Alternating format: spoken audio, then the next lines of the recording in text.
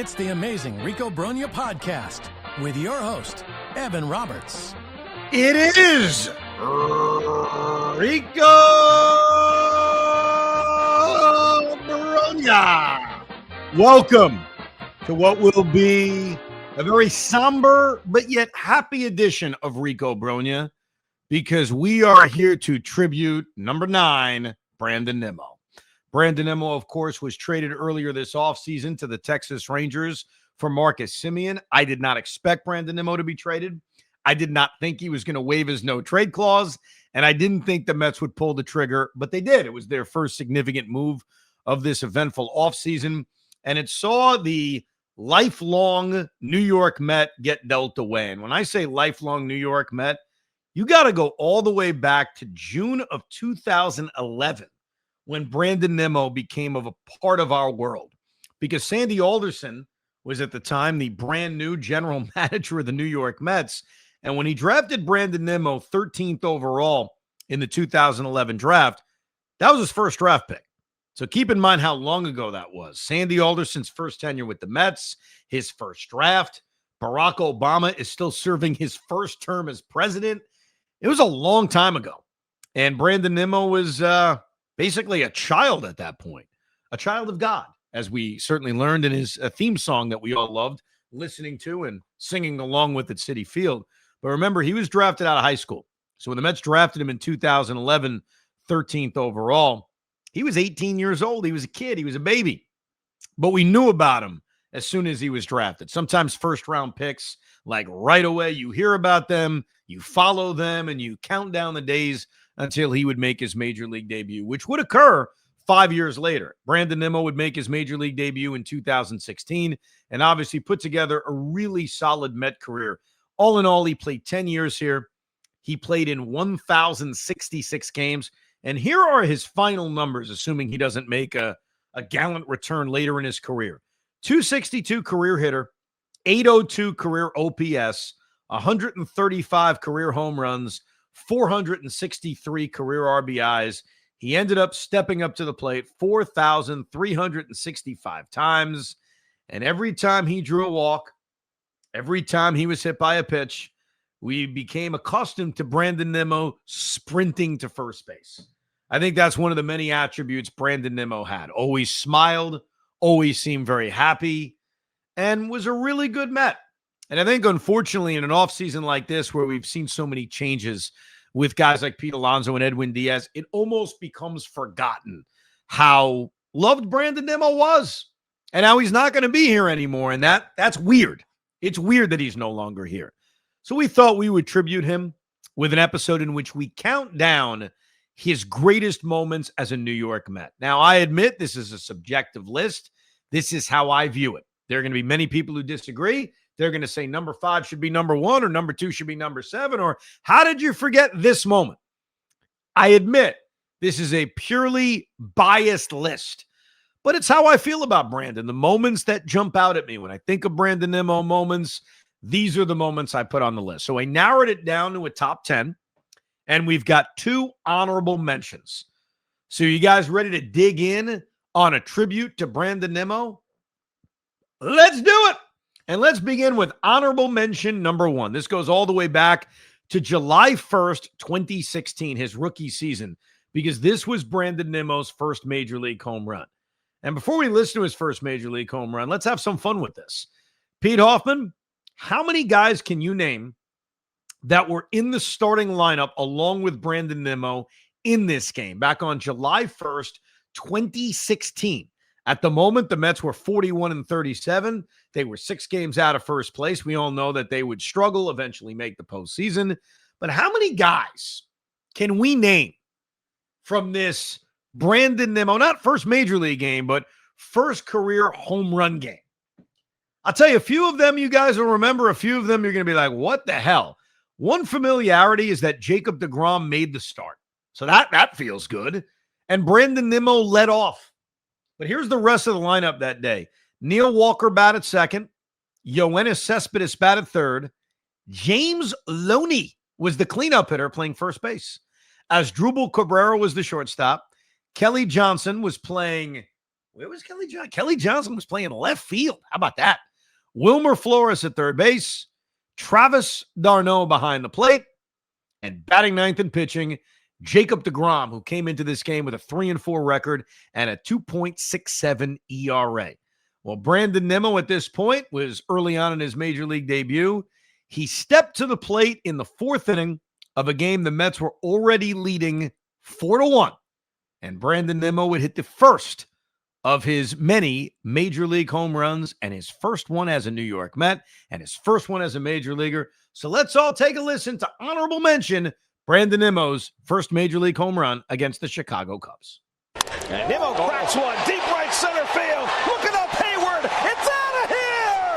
Brandon Nimmo's first major league home run. It's a 3-run shot.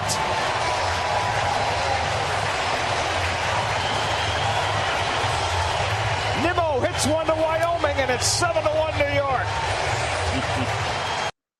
I like that. He hits one to Wyoming. Of course, one of the great things or great legends of Brandon Nimmo, it's not a legend, it's true, is that he played high school or was in high school in Wyoming where there's no high school baseball. So he had to play National Legion baseball to actually participate because his high school did not have a baseball team. So Gary Cohn throws he hits one to Wyoming. The other honorable mention I have to give Brandon Nimmo credit and love for was actually a game from the very disappointing 2025 season. Back on April 28th, the Mets were playing the Washington Nationals. It was a game the Mets would win by a final score of 19-5. And in that game, Brandon Nimmo would drive in 9 runs. What an incredible accomplishment. He had 2 home runs in this game, had a double. He went 4 for 6, but drove in a career-high 9 runs. And Brandon pulls one over the bag. That's going to go down the line and hits the jutting stands. Alonso is in. Winker will score. Vientos will be held at third. Brandon Nimmo with a 9 RBI day, tying a Mets club record. And he's done it in the last 3 innings.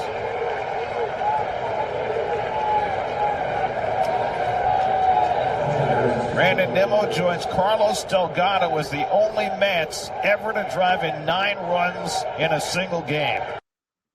9 runs in a single game. And we remember the Delgado one. That was a great accomplishment by Brandon Nimmo. It was not worthy, in my opinion, of making the top 10. But a 9 RBI game is tough to get. Remember, Mark Whitten had like an 11 RBI game. And obviously, as Gary mentioned, the famous Carlos Delgado 9 RBI game. So those are 2 moments that I feel when you talk about his first major league home run, and certainly a record-breaking day, at least deserve mention. Now, let's jump into the top 10. Number 10 is a game from the 2025 season. We go to August 26th. The Mets were taking on the Philadelphia Phillies in Game 2 of their 3-game series. The Mets were down 2-0. They took a 5-2 lead. And unfortunately, Harrison Bader, who would do this a lot to the Mets in 2025, hit a game-tying home run in the 8th inning to make it 5-5. In the bottom of the 9th inning, the Mets were facing the dominant Johan Duran. They would get 4 consecutive hits against Duran to walk him off, and the guy that capped it all off was Brandon Nimmo as he walked off Johan Duran on August 26th, 2025. And Brandon slashes it, base hit, and the Mets win the ball game. 4 straight hits against Duran in the bottom of the 9th. The Mets have beaten the Phillies 9 straight times at Citi Field. They've taken the first 2 games of this series as they win it in the bottom of the 9th, 6-5. What a game. Walk-offs are fun. Walk-offs against the Phillies are fun. Walk-offs against one of the best closers in baseball is fun, and it's a pennant race. At least it was a pennant race at the time. We thought the Mets were in it for the National League East. They would fade away soon thereafter, but a dramatic moment at Citi Field as Brandon Nimmo walked off Johan Duran. Let's go back earlier in Nimmo's career to June 17th, 2018. The Mets were playing a game against the Arizona Diamondbacks, a West Coast game against Arizona. It was a Sunday afternoon, so about a 4:10 first pitch out in Arizona. And the Mets were trailing 3-1. Just to show you how long ago this was, Zach Wheeler was on the mound for the Mets, and Clay Buchholz was on the mound for the Arizona Diamondbacks. Mets went into the ninth inning, trailing this game by a score of 3-1. And there were 2 outs and nobody on. Dom Smith struck out. Kevin Plawecki struck out. And then Jose Reyes came up with a little bunt base hit. Jose Bautista would double him in to make it a 3-2 game. So here is Brandon Nimmo. The Mets again down to their final out in the top of the ninth inning. And Brandon Nimmo would come through with an incredibly clutch hit against Brad Boxberger. And Nimmo cracks one deep right field. That's out of here. Way, way gone. And the Mets take the lead. Brandon Nimmo with 2 out of the top of the ninth cracks a 2-run homer, and the Mets lead 4-3.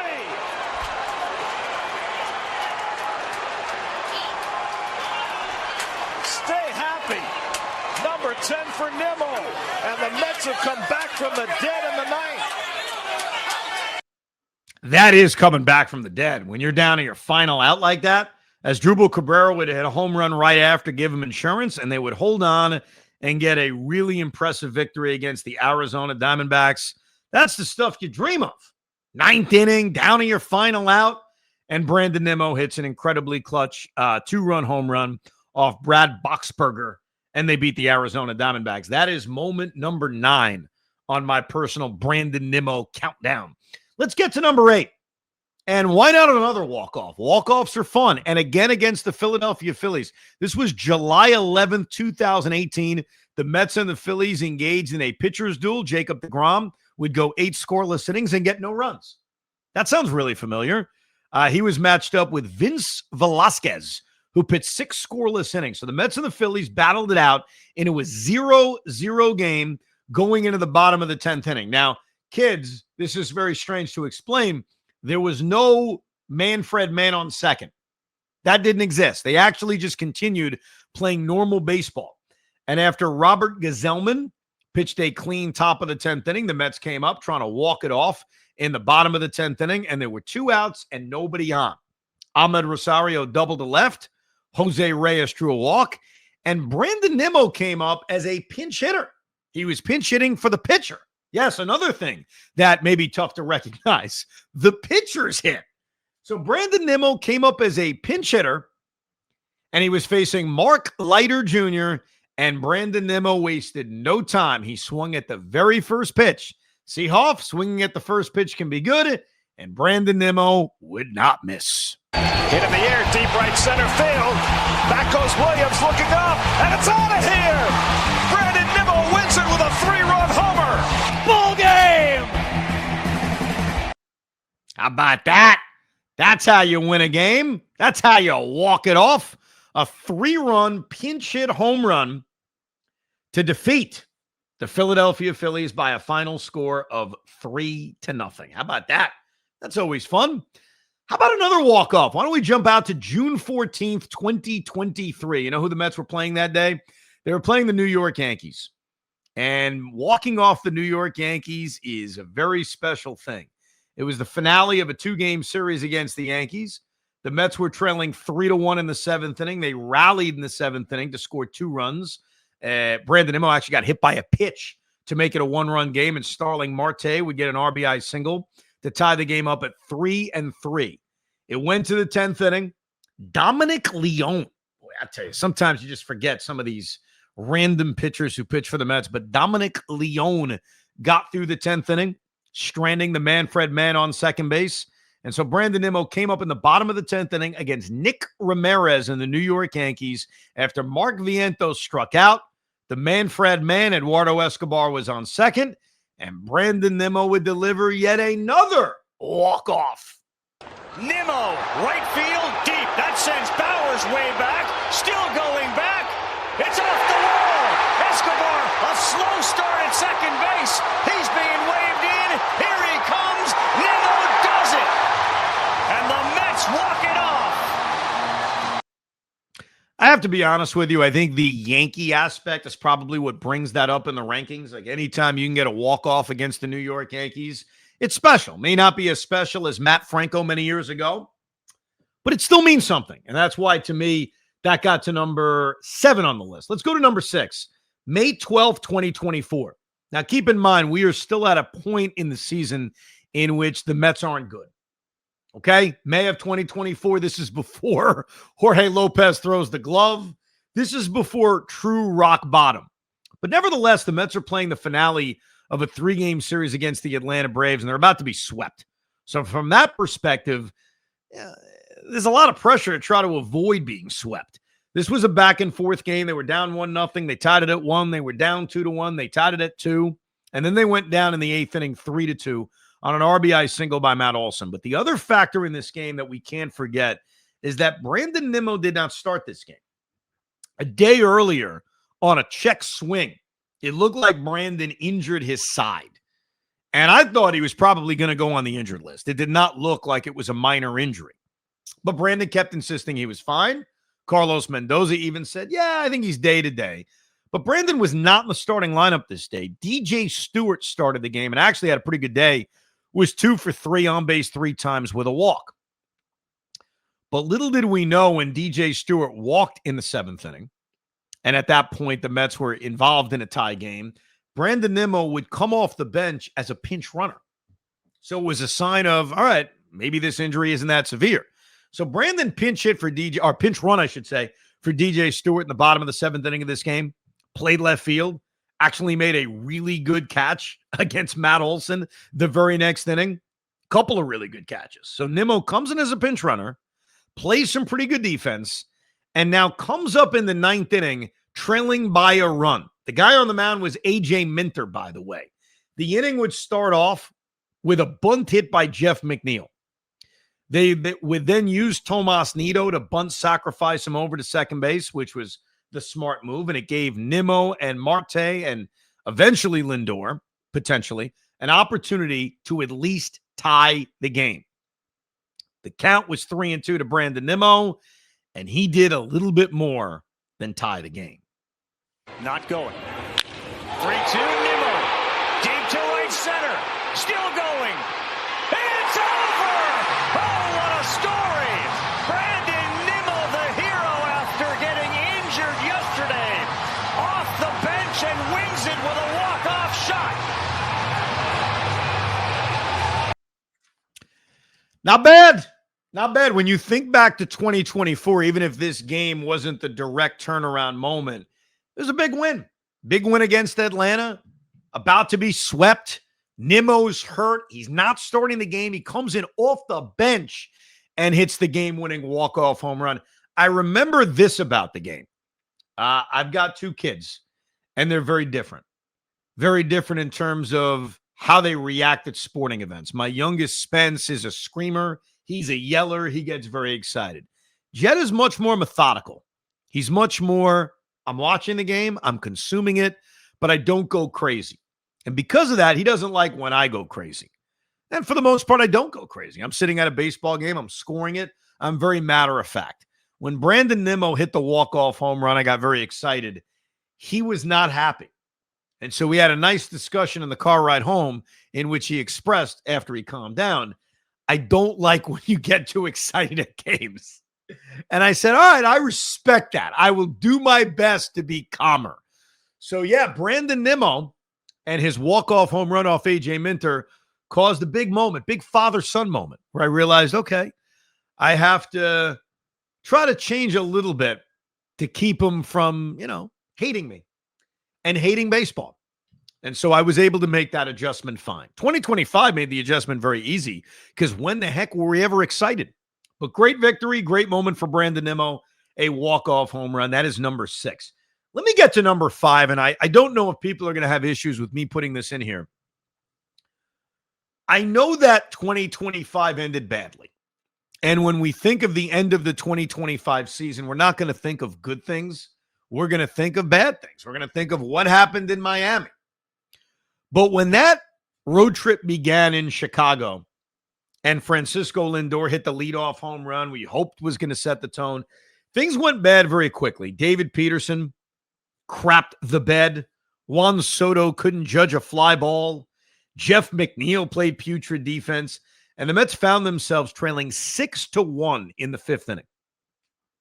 Remember, the Mets went into this game without destiny. They had lost control of the wild card future because they were in a flat-footed tie with the Cincinnati Reds, and the Reds had the tiebreaker. So think about where we are. David Peterson gets chased. They're trailing in this game 6-1. Cade Horton, who is having a tremendous season, mysteriously leaves the game after 3 innings. Wasn't sure if they were resting him or if there was an injury, but there was an injury.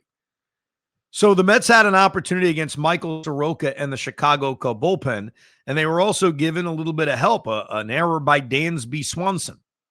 After an RBI single to Pete Alonso, the Mets trailed in this game by a score of 6-3. And Brandon Nimmo came up as the tying run.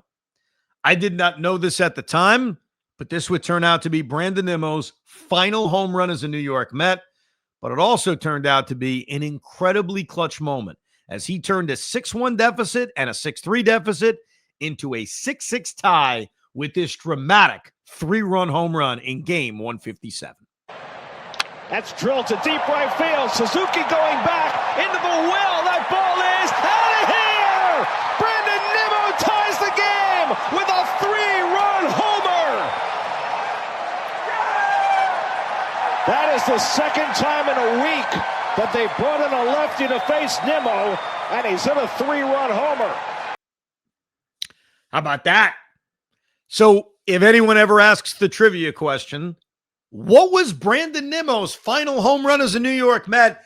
It mattered. It was impactful. I know ultimately it didn't get the Mets to the postseason, but the Mets did come back and win that game. Francisco Alvarez hit a 2-run home run a few innings later. Brandon Nimmo's final home run as a New York Met, a majestic game-tying 3-run shot at Wrigley Field against the Chicago Cubs.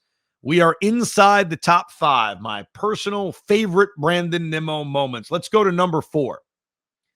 This is controversial because I remember when Nimmo was traded, I said on the Rico to Pete Hoffman, when we do a Brandon Nimmo tribute, what's your favorite Brandon Nimmo moment? And he listed this moment we're about to play as his number 1. It's a great moment, but it's my number 4. The New York Mets are taking on the Los Angeles Dodgers on a Wednesday night in late August. Jacob deGrom dealing against Tyler Anderson. The Mets have a 2-1 lead. It is the top of the 7th inning. There's 1 out, and Justin Turner comes to the plate. Turner drives one to center, chasing Nimmo back to the warning track right at the fence. He made the catch! Oh, wow! The catch of the year from Brandon Nimmo! He took a home run away from Justin Turner! Wow. Brandon Nimmo keeps the Mets in front in this game by bringing one back. Oh, wow. Well, Andy Chavez was here over the weekend. Brandon Nimmo doing his best Andy impression. That is the finest catch of his career.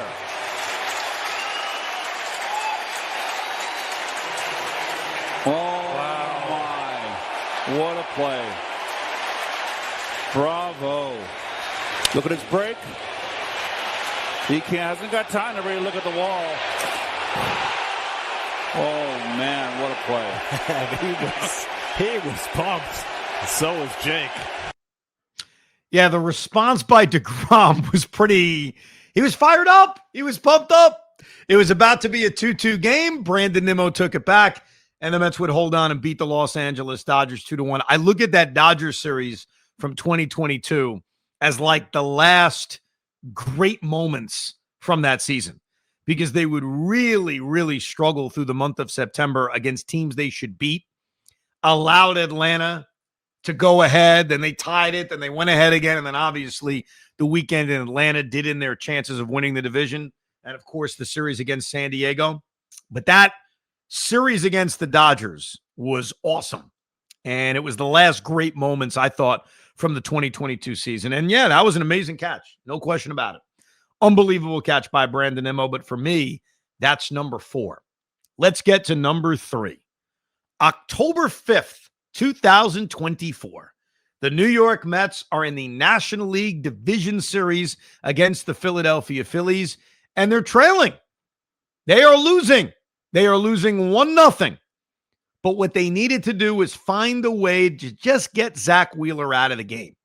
You know, remember that game was started by Kodai Senga, and then David Peterson came in. So the run that was given up was by Kodai Senga, and he gave it up early. In fact, as early as it could be, it was a leadoff home run by Kyle Schwarber.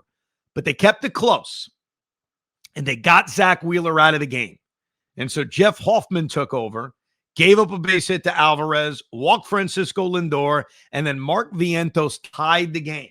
So the Mets had come back. It was 1-1. Matt Strahm came in the game, lefty to take on Brandon Nimmo, and behind in the count, 0-2, Brandon Nimmo would deliver the game-winning hit. He gave the Mets the lead, and they would never look back.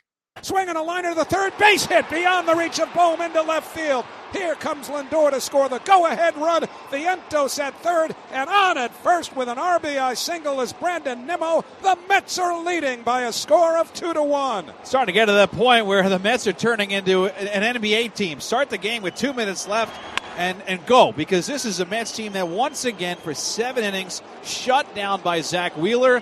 A new reliever comes in. They get it started. A second reliever follows. They grab the lead. Big swing by Nimmo on a fastball down and away, and he just went with it against a tough lefty, Matt Strahm. And the Mets getting hits behind in the count. Nimmo was down 0-2.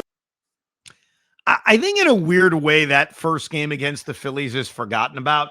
We all remember coming back to Citi Field. We remember Game 4. Even remember a little bit of Game 2, a game they lost where Vientos hits the dramatic home run.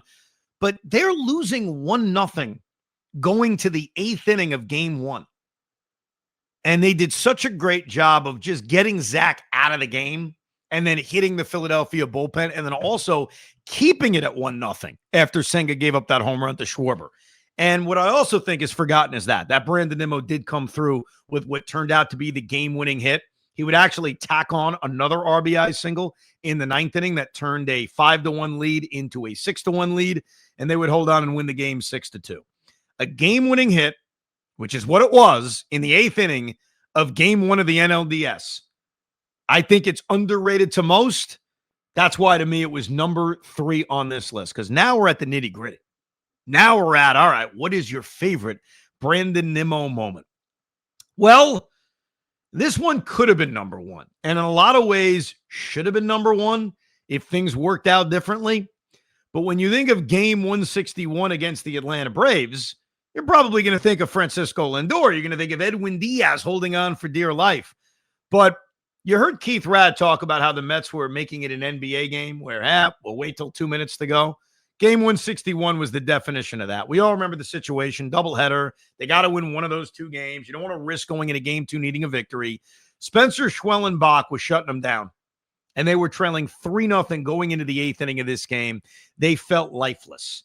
And in the 8th inning, the Mets started to rally. Tyrone Taylor had this great at-bat double. Francisco Alvarez drove him in. Starling Marte got a base hit. Francisco Lindor got a hit. The Mets were really putting it together, and they were rallying. And they actually went ahead and took a 4-3 lead. But Brandon Nimmo came to the plate.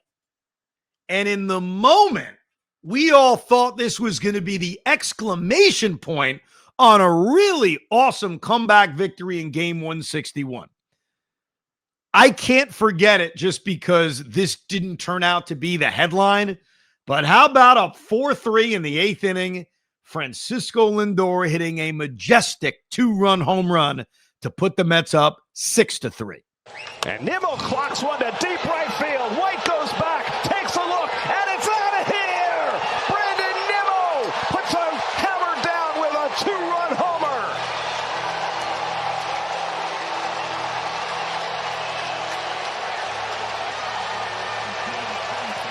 It's a 6-run barrage for the New York Mets. Yeah, I think it's unfortunate for him that Diaz didn't cover first, right? Lindor, it's a game-tying home run. And so when you think back to 161, fair or not, you don't think about that as much. But the reason this is so high to me is in that moment, as we were doing that watch-along on Evan and Tiki, when Nimmo hit that home run, it was the moment of, holy crap, we're going to the playoffs. Little did I know that they would blow the lead, but it felt like this exhilarating moment in the moment that it occurred. So to me, that moment is number 2. Now let's get to number 1. And I think number 1 is going to stun people. I don't know how much you remember it until I remind you, but this was so awesome. And so when I say this is a personal list, I know there's going to be a lot of people saying, Evan, you're crazy. Evan, what the hell is wrong with you? This is my personal moment. May 5th, 2022. It's a Thursday night. It's the opener of a 4-game series against the Philadelphia Phillies, and things went terribly wrong. Taijuan Walker of the Mets at the time got bombed, gave up 4 runs in the first inning. The Mets trailed 6-0. They got a run in the 6th on a Starling Marte home run, and they trailed 6-1 going to the 9th inning. And in that 9th inning, down 6-1, very quickly, Francisco Lindor hit a 2-run home run to make it 6-3. They got a double by Pete Alonso. Eduardo Escobar lined out. Jeff McNeil singled. Mark Canha delivered an infield hit. And Brandon Nimmo came to the plate as the Mets were trying to put together this incredible rally, down 7. I mean, think about it. They're trailing in this game 7-1 in the 9th inning. And now it's 7-6, but there's 2 outs. And Brandon Nimmo came to the plate. And Brandon gets the curve and lines it into center field. A base hit. It is Canha. Here's Jankowski. He scores, and the Mets have tied it. Brandon Nimmo with a 2-run single. The Mets have scored 6 times in the top of the 9th to tie this game at 7-7. What a rally. What a rally is an understatement. You're down 6-1 in the 9th inning, 7-1 in the 9th inning, and you come back like that. And also that curveball, like it felt nasty. And Nimmo just pounds at the center field for a base hit. So to me, that comeback, and maybe it's just the comeback and Nimmo being the hero during the comeback, but I love that. And that's my favorite Brandon Nimmo moment. Now, Pete, your chance to disagree, your chance to fight with me. I know when I brought this up to you, I guess it was a couple of months ago now, and said Brandon Nimmo moments, the catch against the Dodgers was the one that jumped out at you. After reminiscing on my personal top 10 moments, does it change your mind thinking about all the other Brandon Nimmo moments, or are you steadfast that it was the catch against the Los Angeles Dodgers? Oh, I guess Pete's not there, which means he agrees with me. He says, yes, the comeback against the Phillies is the answer. Well, thank you, No. Pete. Oh, no, sorry. Listen, I'm still sticking with my answer that the catch is the number 1, because the way I felt, the way that game was such a big game against the Dodgers, the Edwin Diaz trumpets, everything was such a huge thing, and that moment was so big, and I feel like I remember I wasn't at the stadium. I remember every view of that catch, every feel of that through the TV. That was his biggest moment of all time with the Mets. The other one, I'm going to go and say you're close. The number 5 moment was with where he tied the game in Chicago. Yeah. I'm putting that at 2. That was